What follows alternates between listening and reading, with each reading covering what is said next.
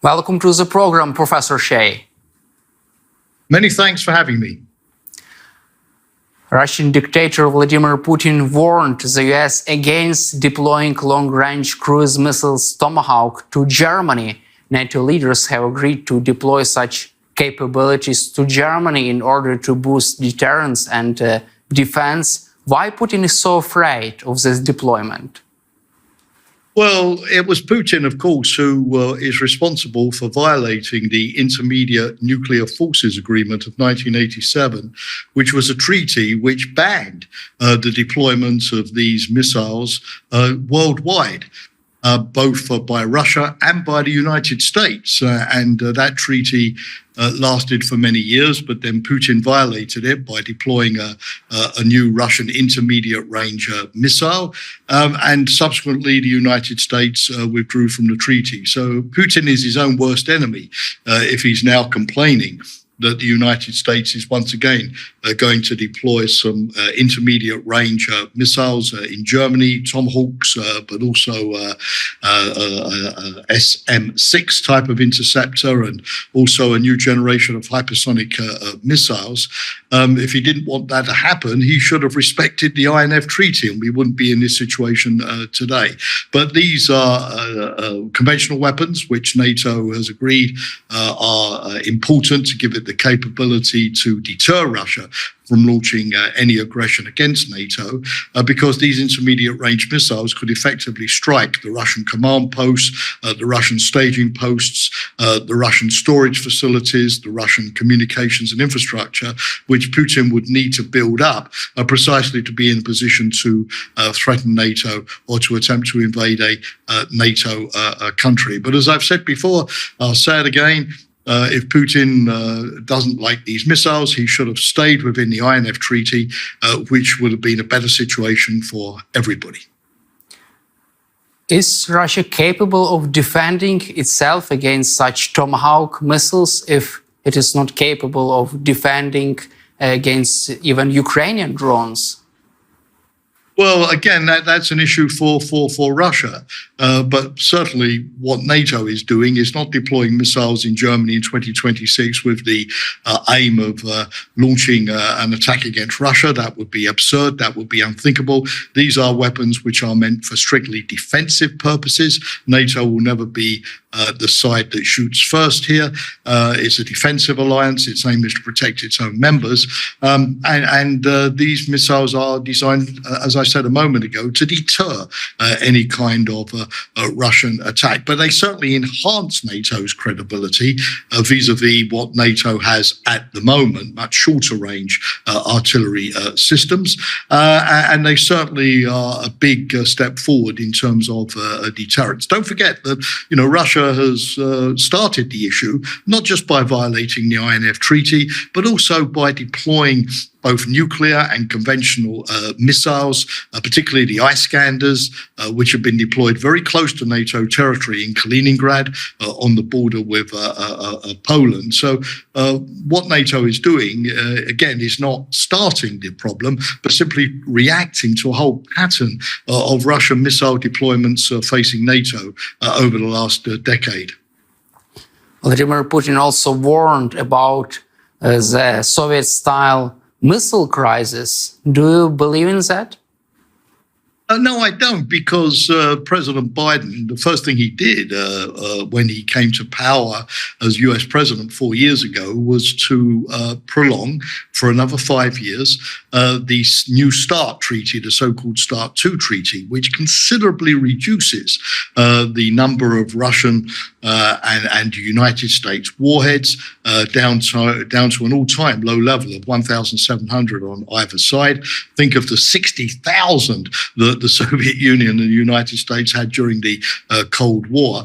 And the United States has been trying to engage Russia, even notwithstanding the war in Ukraine and Putin's aggression against Ukraine, in so-called strategic stability talks, so some of them have been held in Turkey and in Geneva in recent times. The United States has been engaging Russia to try, obviously, to have a new arms control framework to follow on from START II when it ends very soon. It's the Russians Russians who have not seemed to be particularly interested in this kind of exercise. But I think that, in terms of nuclear stability, strategic stability, overall transparency, not always building on the worst case scenario, trying to get these talks started, but also to bring in China, which is rapidly modernizing its nuclear and conventional missile arsenal, would be the sensible thing to do.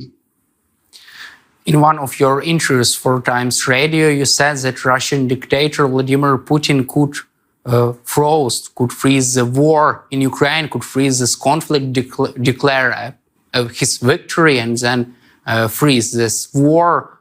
On what terms Putin can freeze this war in Ukraine? Well, what Putin is suggesting, of course, is to try to have a peace based on the Russian annexation, first of all, of Crimea, which goes back to 2014, of course, and which Kiev would have to recognize, and the international community as well. Nobody has recognized that illegal annexation so far.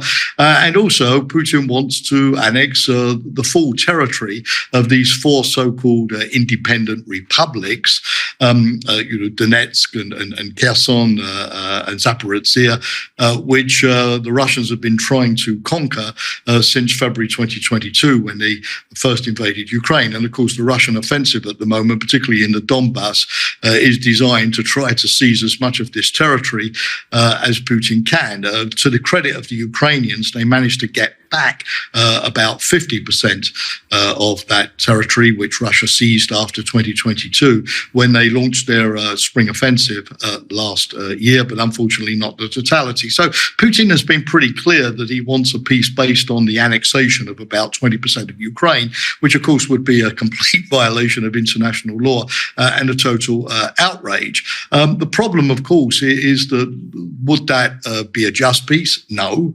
Would that be a sustainable peace? Probably no also, because Putin, with that type of success, would be tempted after 3 or 4 years, once he's rebuilt his army, as he most assuredly will do, and modernized his missiles and repaired his tanks, would no doubt have another go to try to take even more of Ukrainian territory. So it would be a temporary peace as well as a dishonorable peace at the very, very best. So Putin, I think, is clear in that. The problem is that he's trying to persuade a lot of Western statesmen at the moment that that's the only option on the table, that's the way to go. And in order to stop the fighting, that's what the West should accept, a peace dictated by Putin. But no peace dictated by Putin can possibly be peace, because Putin doesn't believe in peace. What he means by peace is a temporary ceasefire, which awards him a lot of territory and gives him the opportunity to start again in a few years. So I very much hope that no matter how much Ukraine fatigue, as we call it, there may be in the West today, Western diplomats, Western leaders will reject that peace, because it's not sustainable, it's certainly not fair and honourable, and it's certainly not going to help to secure the key Western objective, which is that Ukraine remains a viable democratic state tied to NATO and tied to the European Union. I would like also to cover with you possible peace negotiations and global peace summit. President Zelensky says that Russia could be invited to participate in the second global peace summit. Do you believe that this possible engagement involving this possible engagement of Russia in this process could lead to any kind of normal peace, long-standing peace in Ukraine? Well, I think it certainly has to be tried. Things that are not guaranteed to be successful still have to be tried if they're in everybody's best interest. I mean, Foreign Minister Kuleba has been in Beijing last week to talk to Wang Yi, the Chinese foreign minister, and to try to get the Chinese involved in this process, the so-called Bergenstock process, because the first big peace summit was organized by the Swiss government in Bergenstock back in June. And unfortunately, China did not participate, although China has proposed itself as a peace negotiator and as a mediator between Kiev and Moscow. So having the Chinese on board would be key, because that would help also to make sure that Russia participates. Now, Russia did not participate in Bergenstock, but I think for the credibility of the process, for the diplomatic interest of the process, to keep the rest of the world engaged, at some stage, the Ukraine Peace Summit has to involve Russia. The alternative would be this proliferation of alternative peace proposals, by Erdogan of Turkey, by Modi of India. I think Modi is due to be in Kiev in a few days' time. The Chinese proposal, the Brazilian proposal, the proposal that's been put forward by the African Union and the South Africans under President Ramaphosa. Nobody's got a proliferation in kind of, peace forum shopping. But we need to have one process, which is the process that everybody's committed to, and which reflects, of course, the key principles that President Zelensky has enunciated for a just peace. For example, Russia compensating Ukraine for war damage, the withdrawal of Russian forces, the war crimes trials going forward, and so on. And it's useful to have Russia in that process so that Russia can see the unity of the other countries behind the Zelensky peace plan, and that Russia can feel some of the diplomatic heat, which it's not feeling as long as it stays on the outside. And again, if you want, many countries in the so-called global south to continue to engage in this Ukraine peace forum, for example, the Saudis, the Brazilians, the Egyptians, all of these others, the South Africans, I think they will lose interest, frankly, if Russia is not seen to be there, because if Russia's there, it's like a wedding without the bride, it's like a tango with just one person, and they will feel that the process isn't likely to be successful. From your perspective, what if Russia refuses to sign final communique on during those peace process summit? What could happen next? From your perspective? Well, if you don't invite Russia, it makes life very easy for the Russians. It gives them a propaganda victory. They say, well, don't blame us. We weren't invited. We weren't at the table. We didn't have the opportunity to have our voice. The Russians are brilliant at presenting themselves as the victim, even though they're the aggressor. Propaganda, really, nobody does it better than Putin and his team. So I don't think we should give Russia that quick win. So even if the Russians refuse to sign the communique, as they often do, for example, at summits, the annual, summits in December of the Organization for Security and Cooperation in Europe. Nonetheless, they are the bad boy in the room. They're under pressure.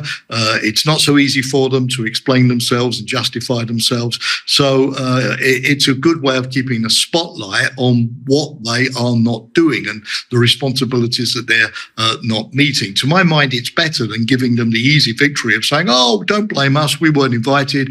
Therefore, how could we possibly be expected to cooperate?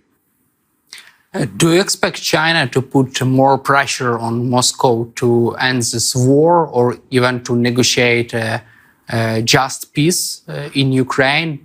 Do you see any kind of actions from the Chinese side? Yeah, that's a very good question, and I suppose the Americans would say that's the $64,000 question. I mean, as I mentioned, Foreign Minister Kuleba was there. Tony Blinken, the U.S.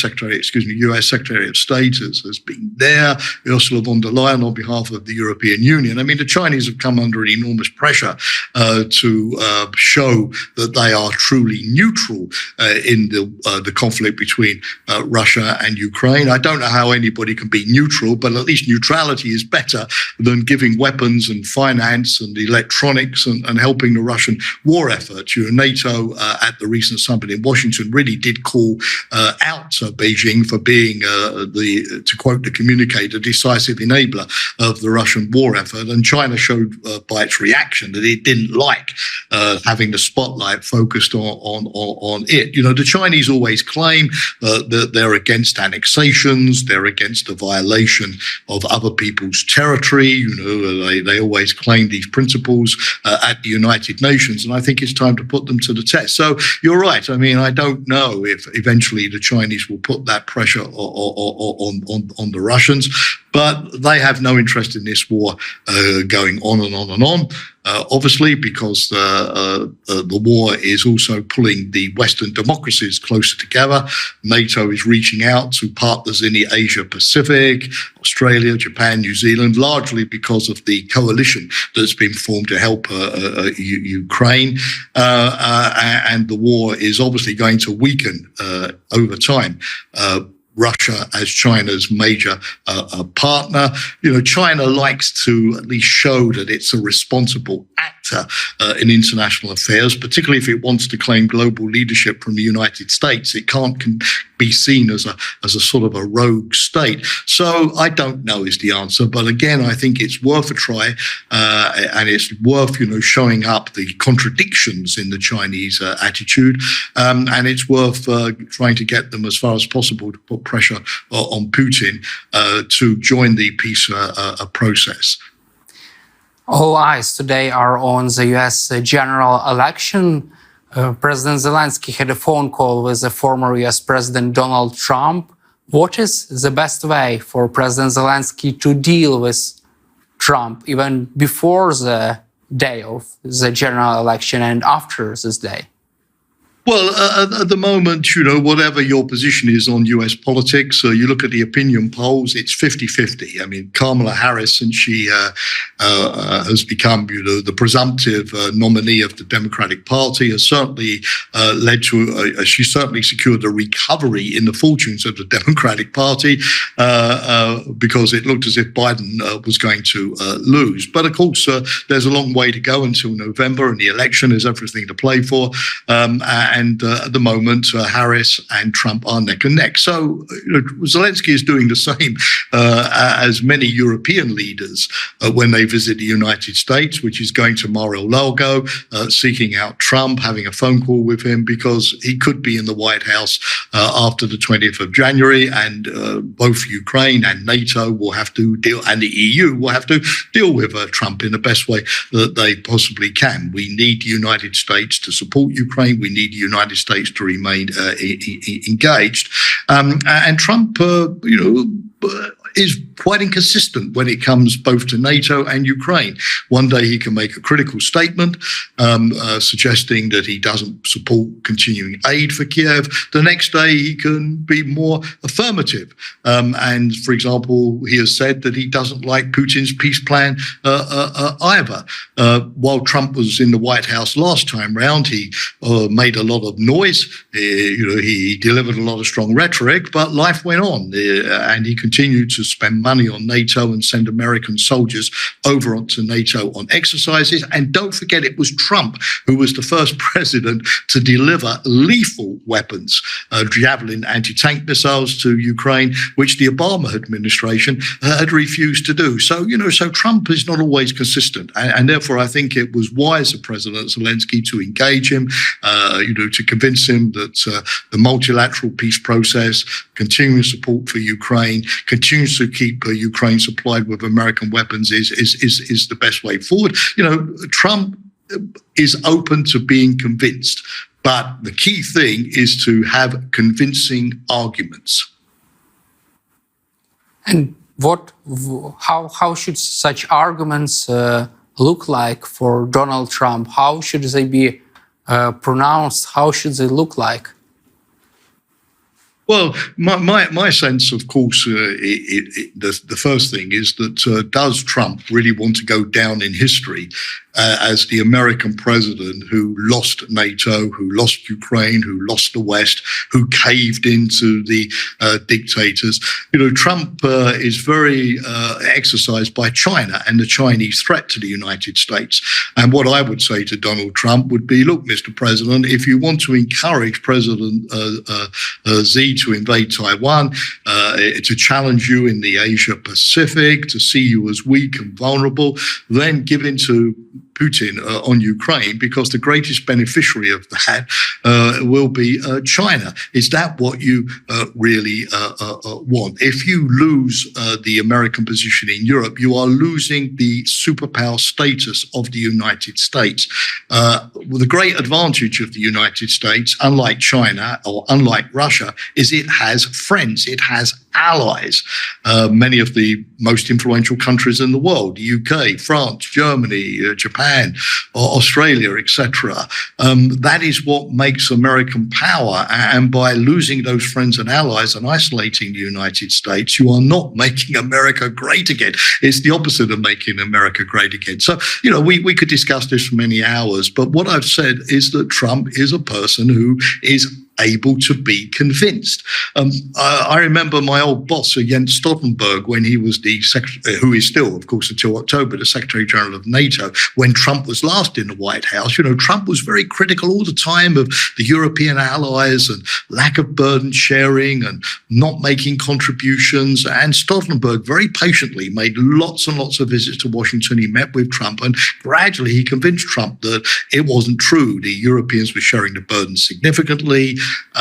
They were paying for a lot of the cost of keeping American forces in Europe. A lot of the statistics that Trump had been given by his advisors were not true, that the number of NATO countries was going up and up and up and up and up, which spend 2% of their GDP on defense.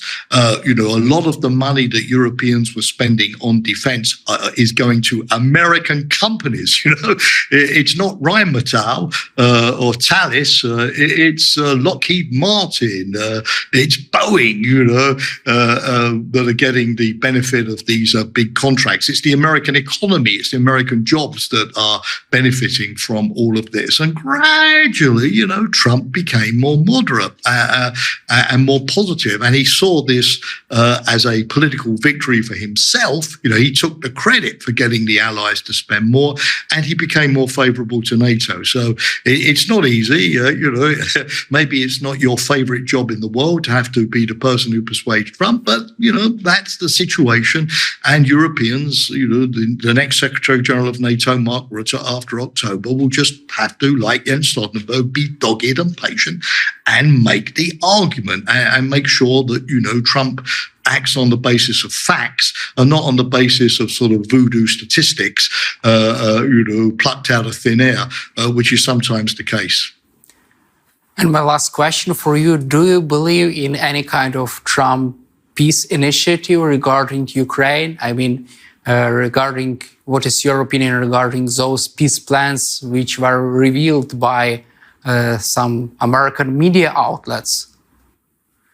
Well, I certainly don't believe that it's possible to have peace in 24 hours.